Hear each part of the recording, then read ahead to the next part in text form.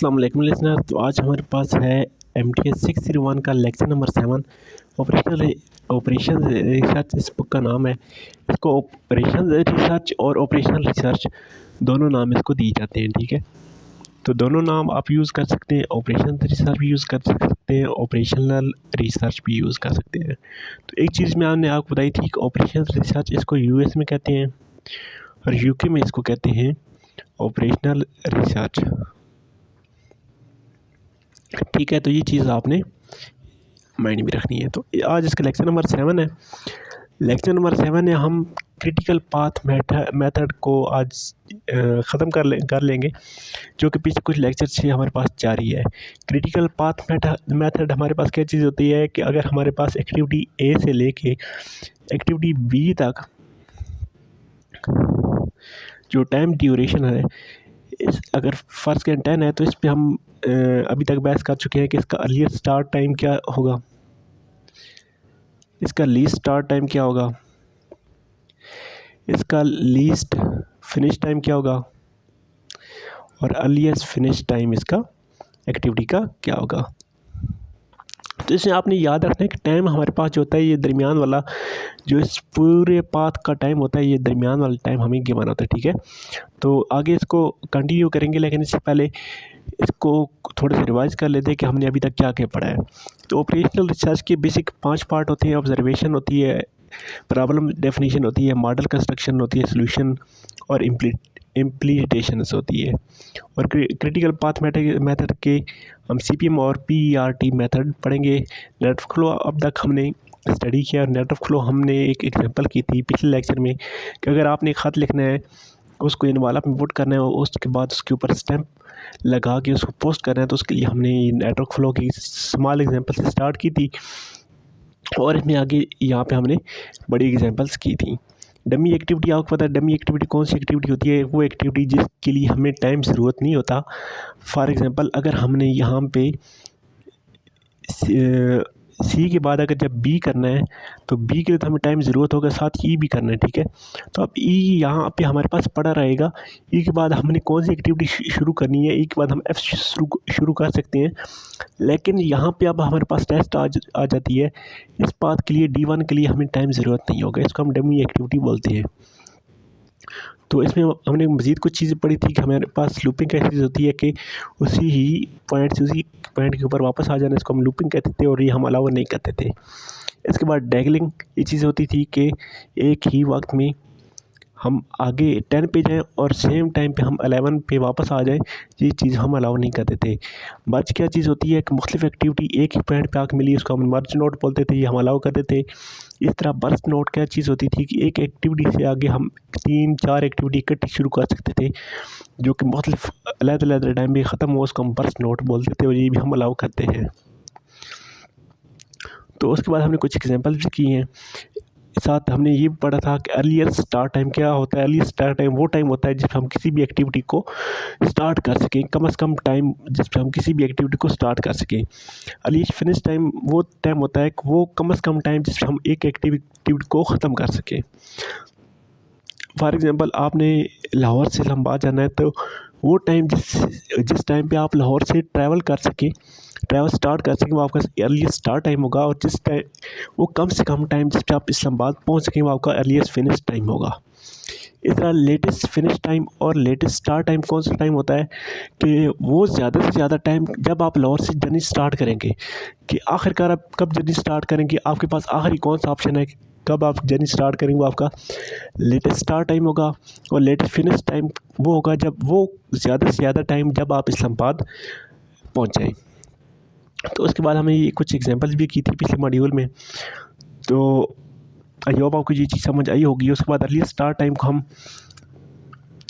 IE से denote करते हैं।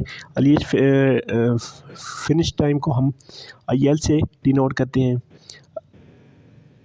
उसके बाद earliest time of tail end, यानी कि start time, earliest start time को हम IE से डिनोट करते हैं। Latest time of tail end यानी कि अर्लीस्ट टाइम फॉर फिनिश को हम IL से डिनोट करते हैं। अर्लीस्ट टाइम फॉर फिनिश इसको हम JE से, और least time for event finish को, इसको हम JL से डिनोट करते हैं। उसके बाद हमने फ्लोट्स पढ़े थे। फ्लोट वो टाइम होता है जो हमारे पास किसी एक्टिविटी के दरमियान एक्स्ट्रा टाइम होता है कि दूसरी एक्टिविटी उसमें इन्वॉल्व ना हो, दूसरी एक्टिविटी को फ़र्क ना पड़े।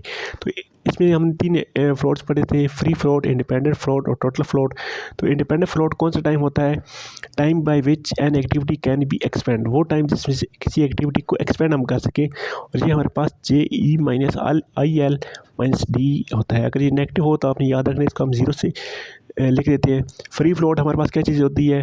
Time by which an activity can be expand without affecting subsequent activity. वो टाइम जिसमें से हम किसी एक्टिविटी को एक्सपेंड कर सकें और बाकी एक्टिविटी भी फ़र्क ना पड़े, इसको हम फ्री फ्लोट बोलते हैं। इसको F से डिनोट करते हैं। ये हमारे पास होता है JE minus IE minus D। इसके बाद टोटल फ्लोट हमारे पास क्या चीज़ होती है?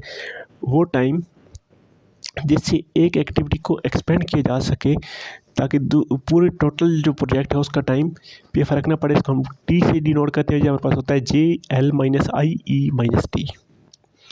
इसके बाद हमारे पास ये लेक्चर यहाँ से स्टार्ट है। तो इस लेक्चर में हमारे पास आज का जो लेक्चर है, इसमें हमारे पास सबसे मेन चीज़ क्या है कि क्रिटिकल पाथ हमने फाइंड करना है। ठीक है, हैंडआउट्स में देखते, तो हैंडआउट्स में देखें आपका ये lecture number 7 finding critical path method से स्टार्ट हो रहा है कि आपके पास किसी भी प्रोजेक्ट में आप क्रिटिकल पाथ कैसे फाइंड कर सकते हैं। फॉर एग्जांपल आपने A से स्टार्ट करना है और आपको एक्टिविटी A को फिनिश करने के लिए आपको 5 घंटे दरकार हैं, तो आप 3 पे पहुंच जाएंगे। एक्टिविटी B को ख़त्म करने के लिए आपको 6 घंटे दरकार हैं। B के बाद आप एक्टिविटी C स्टार्ट कर सकते हैं जिसके लिए आपको 7 घंटे दरकार है। इसके बाद आप एक्टिविटी ये वाली भी, इसको आप F नाम दे दें, इसको E नाम दे दें। E के लिए आपके पास 6 घंटे आपके पास टाइम है। F के लिए भी आपके पास टाइम जो है वो 3 घंटे है। तो यहाँ से अब आपने फाइंड करना है कि आपके पास क्रिटिकल टाइम कौन सा होता है। क्रिटिकल टाइम आपको मैंने पिछले लेक्चर में बताया था कि वो ज़्यादा से ज़्यादा टाइम जो किसी भी प्रोजेक्ट को कंप्लीट करने के लिए हम इस्तेमाल करते हैं।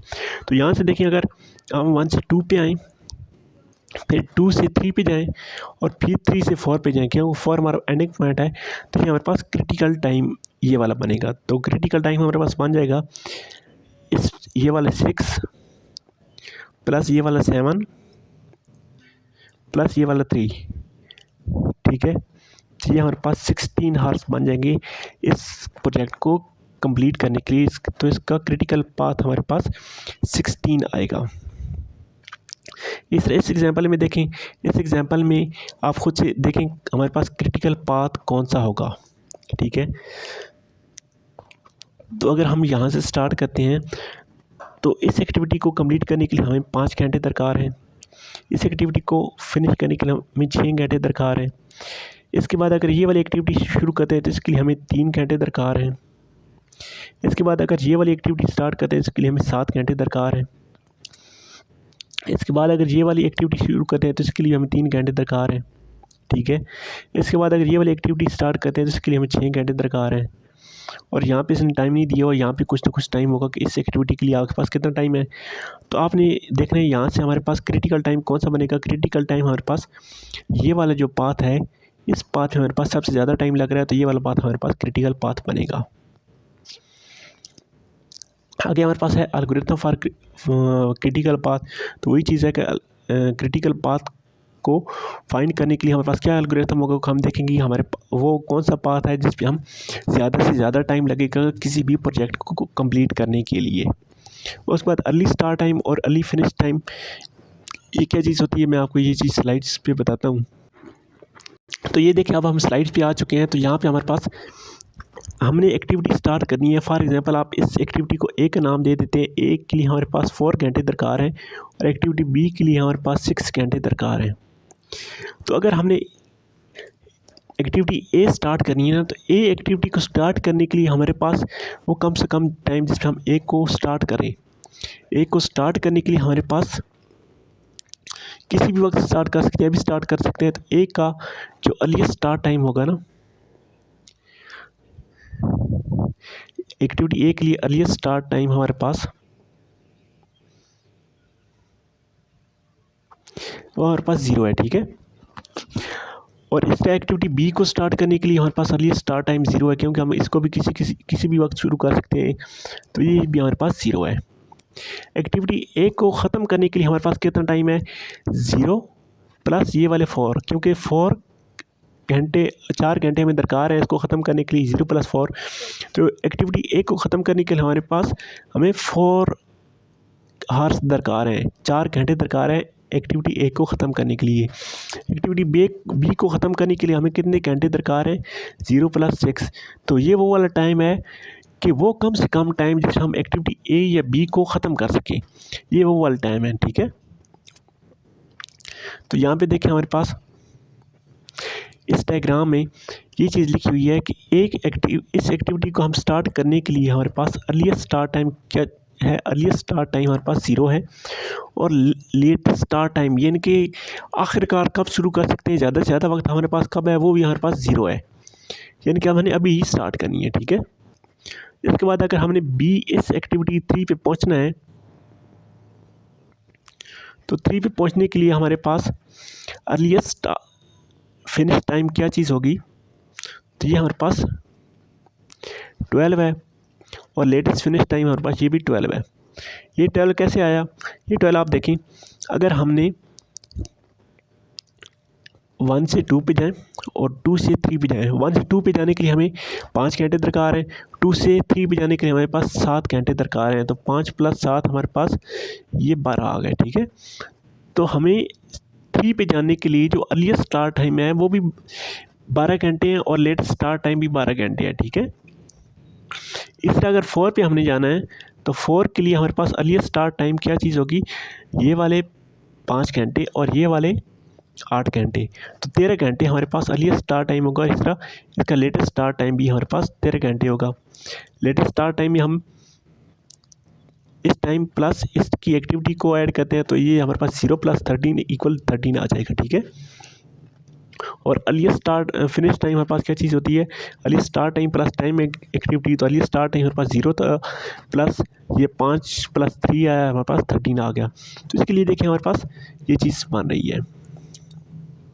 तो यहाँ पे देखें हमारे पास टॉलरेंस कितना है, एक्टिविटी 1 से 3 के लिए हमारे पास कितना टॉलरेंस है, तो टोटल टॉलरेंस हमारे पास के लिए क्या फार्मूला होता है, JL - IE - D। तो यहाँ पे हमारे पास एक्टिविटी 1 से 3 पे आप देखें, 1 से 3 ये वाली एक्टिविटी है, ठीक है। इसका ये वाला पाथ क्रिटिकल पाथ बनेगा। तो इसके लिए देखें हमारे पास B3 पे हमारे पहुँचने के लिए हमारे पास लेटेस्ट टाइम कितना है, हमारे पास 12 है, माइनस इसको स्टार्ट करने का अर्लीस्ट स्टार्ट टाइम हमारे पास कितना है, 0 है, प्लस टाइम ड्यूरेशन इसकी कितनी है, 4, कम से कम टाइम ड्यूरेशन इसकी 4 है, तो 12 - 0 - 4 = आ गया 8। तो यहाँ हमारे पास टोटल टॉलरेंस का जो है वो 8 आया। इसके बाद फ्री टॉलरेंस का फार्मूला लगाया, उसका हमने कैलकुलेट किया, वो हमारे पास 8 आया। इस तरह आई डिपेंडेंट फ्लोट का हमारे पास फार्मूला था, वो भी हमारे पास लगाया, और इसका हमारे पास आंसर 8 आया। तो ये तीनों टॉलरेंस हमारे पास इक्वल आ गए। तो इसका क्या मतलब है, हमारे पास इस एक्टिविटी को ख़त्म करने के लिए हमारे पास कोई भी टॉलरेंस नहीं है, ठीक है।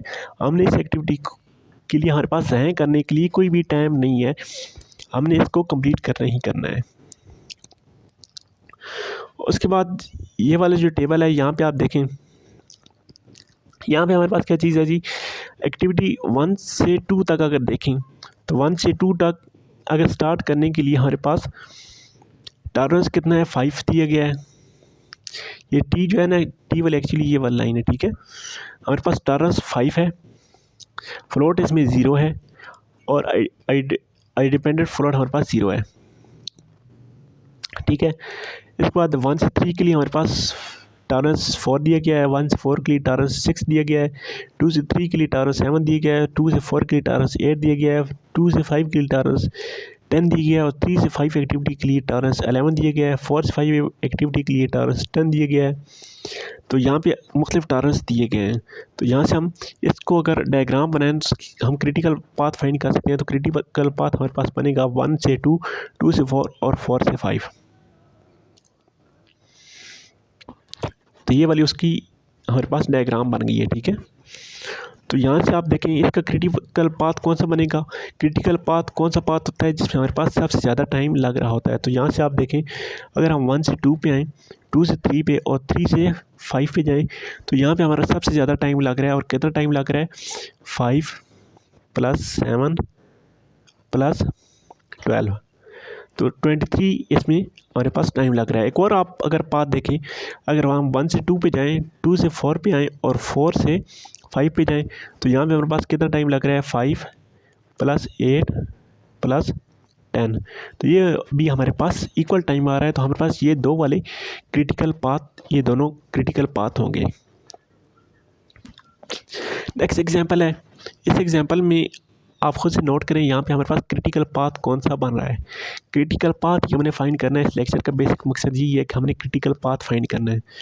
तो यहाँ से अगर देखें आप कि आपके पास क्रिटिकल पाथ कौन सा बन रहा है, तो इसके लिए क्रिटिकल पाथ के लिए हम यहाँ से देखें तो यहाँ से अगर 1 से 4 पे जाएँ, 4 से 6 पे आएँ, 6 से 7 पे और 7 से 8 पे, तो इसके लिए हमारे पास कितना टाइम लग रहा है। 1 से 4 के लिए हमारे पास 6 टाइम है, 4 से 6 के लिए हमारे पास 9 है, 6 से 7 के लिए हमारे पास 0 है क्योंकि हम डमी में 0 टाइम इंक्लूड करते हैं। 7 से 8 के लिए हमारे पास 6 टाइम है। तो ये हमारे पास टोटल टाइम कितना बन गया, 6 + 9 15 + 6 = आ गया 21 के। तो बाकी किसी भी पाथ को आप फॉलो करें, फॉर एग्जांपल इस पाथ को आप फॉलो करते हैं तो इसके लिए हमारे पास आपके पास कितना टाइम बनेगा, 1 + 2 + 3 + 6, तो ये हमारे पास बन जाएगा 12। तो ये हमारे पास क्रिटिकल पाथ नहीं हो सकता। अगर हम इस पाथ से जाएं,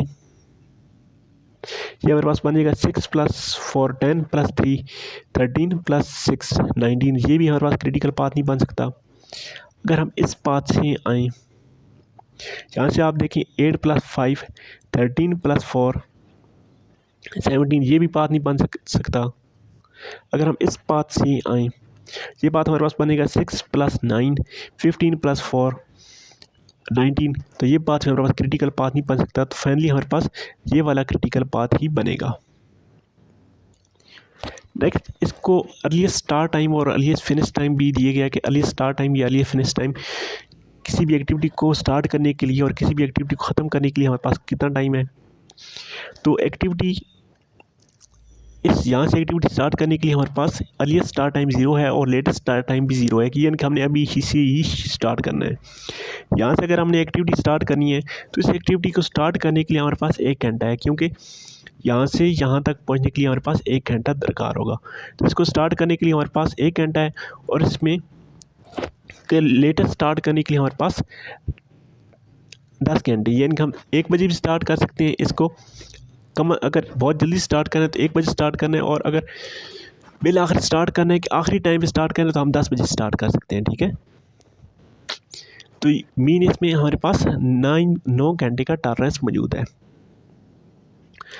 फिर अगर यहाँ से इस पाथ पे है तो इसके लिए हमारे पास टाइम ड्यूरेशन है 2 घंटे।